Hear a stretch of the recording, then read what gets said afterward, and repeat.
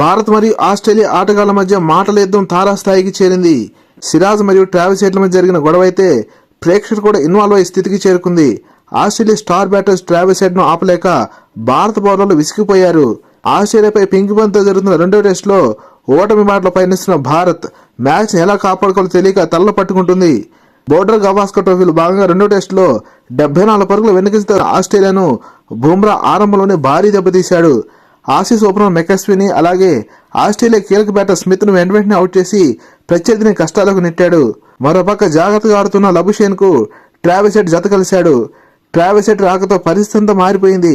భారత స్పిన్నర్ అశ్విన్ ను మరియు పేసర్ హర్షిత్ రాణాని టార్గెట్ కి చేసుకుని భారీ షాట్లతో ట్రావిస్ హెడ్ చెలరేగిపోయాడు.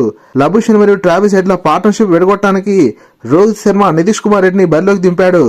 126 బంతులాడి 9 ఫోర్లతో 64 పరుగులు చేసిన మానస్ లబుషేన్ ను నితీష్ బుట్టలో వేసుకున్నాడు. ఇక్కడే విరాట్ కోహ్లీ లబుషేన్ అవుట్ అయిన విధానాన్ని చూపించి ఆస్ట్రేలియా ప్రేక్షకులపై తనదైన శైలిలో స్పందించాడు.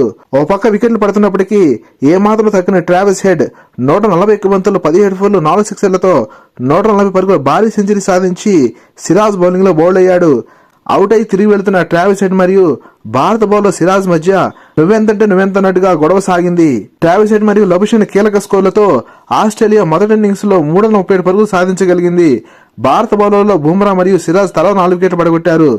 157 పరుగుల వెనుకంజతో రెండో ఇన్నింగ్స్ ఆరంభించిన భారత్ ఆశించినంత పరిస్థితులు లేక విలువల్లాడింది. ప్యాట్ కమిన్స్ మరియు బోలాండ్ దెబ్బకు భారత్ టాప్ ఆర్డర్ అంతా కకావికలైంది.